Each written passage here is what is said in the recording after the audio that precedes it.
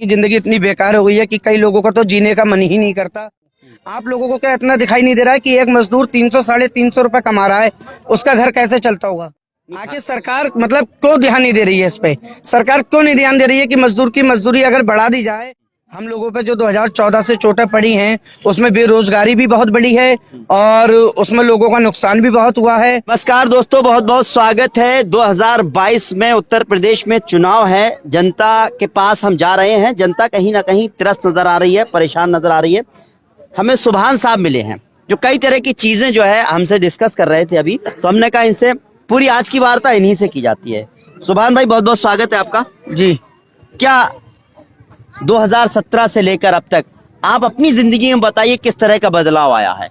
जिंदगी में सर बदलाव तो इतना मतलब आया है कि जिंदगी इतनी बेकार हो गई है कि कई लोगों का तो जीने का मन ही नहीं करता, फिर भी बेचारे धक्का पेल जी रहे हैं। जी। आज के टाइम में जिंदगी जीना जैसे कि लोहे के चने चबाने के बराबर है। जी। अच्छा, आप ये कह रहे थे, मजदूरों की बात कर रहे थे, मजदूरी बहुत बढ़ गई है, महंगाई बहुत बढ़ गई है, बहुत कुछ अभी बता रहे थे। आप वो उसी बात को दोबारा रिपीट? हाँ, मैं बिल्कुल रिपीट करूंगा। आज के टाइम में जो अखिलेश की सरकार है या मोदी जी की सरकार है या झाड़ू वाली सरकार है या मायावती जी की सरकार, मैं सभी से ये निवेदन कर रहा हूँ, आप लोग अपने सरकार बनाने में बिजी हो। आप लोगों को क्या इतना दिखाई नहीं दे रहा है कि एक मजदूर 300 साढ़े 300 रुपए कमा रहा है, उसका घर कैसे चलता होगा?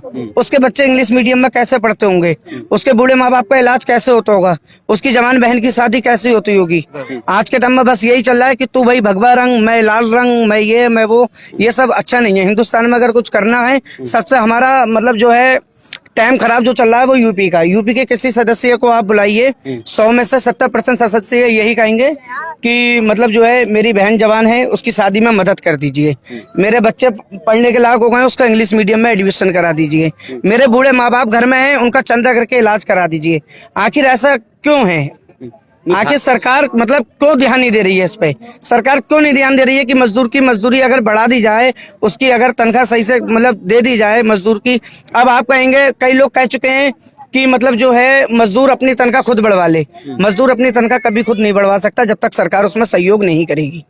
चलिए, अच्छा ये बताइए कि अगर सरकार मजदूरी की बात आती है, इलाज की बात आती है, हमारी आपकी जिम्मेदारी भी होती है, ठीक है? हम कहें कुल मिलाकर बात यह है, बेरोजगारी बढ़ी है, यही कहना चाहते जी, हैं? बिल्कुल इसके बढ़ी लिए है। जिम्मेदार आप किसको मानते हो? कब से बेरोजगारी बढ़ी है? ये जो है परेशानियां आई हैं। ये 2014 तक जो सिलेंडर था वो 480 रुपए 460 रुपए का था। आज इस महंगाई के दौर में सिलेंडर 1060 रुपए का मिल रहा है, 980 रुपए का मिल रहा है। कभी पेट्रोल के रेट आसमान छू रहे हैं। ऑटो में अगर बैठने के लिए 1 किलोमीटर भी जाओ, पहले 3 रुपए जाते थे, पेट्रोल महंगा हो गया। आज गरीब आदमी वो 10 रुपए में बैठ के जा रहा है। गरीब आदमी और गरीब होता जा रहा है और मैं इस बात से बहुत दुखी हूँ और मुझे बहुत बुरा लगता है। तो इसका जिम्मेदार 2014 से अगर आप कहें तो सीधी सी बात है, आप मोदी सरकार को कहते हैं, या फिर 2017 में योगी सरकार आई उनकी वजह से हुआ, या जिस तरह से कोरोना चला और बहुत सारी चीजें चली उसकी वजह से महंगाई हुई? देखिए, जो 2014 से जो चोटें पड़ी हैं हम लोगों पे, आम आदमी पे, हम लोगों पे जो 2014 से चोटें पड़ी हैं उसमें बेरोजगारी भी बहुत बढ़ी है और उसमें लोगों का नुकसान भी बहुत हुआ है और मतलब जो है उसमें रोजगार भी नहीं मिले हैं। रोजगार भी नहीं मिले। अच्छा ये बताइए, क्या यूपी में कुछ बदलाव होने वाला है? शायद अगर लोग इस समय उम्मीद लगा हुए बैठे हैं कि समाज वाली पार्टी आ जाए तो बदलाव हो जाए, और मैं कह रहा हूँ कोई पार्टी आए या नहीं आए, पर यूपी में हमारी निवेदन कर रहा हूँ मैं हाथ जोड़ के कि मजदूर की तनख्वाह जरूर बढ़ा दी जाए। मजदूर की तनख्वाह बहुत बढ़ा दी जाए। आपका किस चीज का काम है भैया?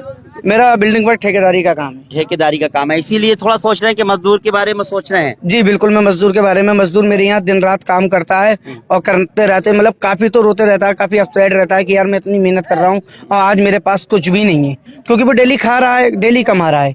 अगर उसके घर में कोई बीमार पड़ जाए तो 50-60 हजार रुपए भी, सबसे बड़ी बात मजदूर ब्याज में बहुत दब जाता है। अगर अचानक अस्पताल में लेके जाओ तो मजदूर बेचारा ब्याज पे पैसा लेता है, उसके बाद जो है वो ब्याज को ब्याजिया देता रहता है, पैसे देने के लायक स्थिति में रहता नहीं। चलिए, उत्तर प्रदेश की हम बात कर लेते हैं। बहुत सारी पार्टियां चुनाव लड़ने के लिए खड़ी हो रही हैं। समाजवादी पार्टी तो वैसे ही आप जानते ही हैं कि सेकंड नंबर की पार्टी है, हारी थी, पिछली बार सरकार भी थी। असदुद्दीन ओवैसी भी आ रहे हैं। अभी पीछे बात हुई कि झाड़ू की भी बात चलने लगी है, केजरीवाल की भी, और भी बहुत सी समाज बीएसपी भी है, कांग्रेस भी हो गई। आपको सबसे अच्छी पार्टी कौन सी लगती है जो हालात को सही कर सकती है? जो इस समय जो पार्टी चल रही है हालात को सही करने के लिए और जो दावेदारी कर रही है कि हम इस तरीके की आम आदमी को सुविधा देंगे, तो वो सिर्फ समाज वाली पार्टी है। 2017 में समाजवादी पार्टी तो हार गई थी। क्यों हारी थी? आप लोगों ने क्यों आप वोट नहीं दिया उनको? अब ये मालूम नहीं भैया, जो मुझे मालूम है मैंने आपको बताया। चलिए, तो उम्मीद करें कि क्या बदलाव करेंगे आप? जी बिल्कुल बदलाव, समाजवादी पार्टी आएगी तो बदलाव होगा, समाजवादी पार्टी आ रही है, उम्मीद है, लोगों की कहना है ये। लोगों का अगर कहना। बीजेपी को कोई टक्कर देगी तो वो सिर्फ समाजवादी पार्टी ही देगी।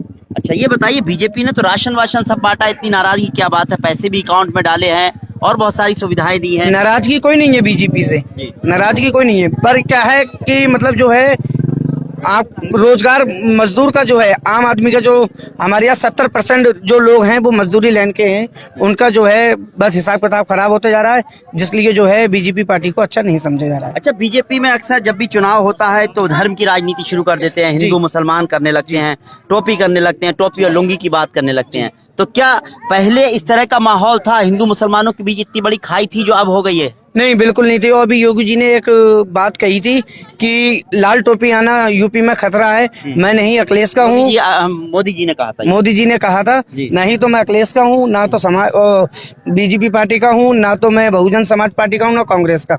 मैं एक आम आदमी के नाते बोल रहा हूँ कि आप लोग इलेक्शन लड़िए, आप लोग इलेक्शन लड़िए, इलेक्शन के तरीके से लड़िए, हम लोगों में भड़काइए मती कि ये खतरा है या वो खतरा है।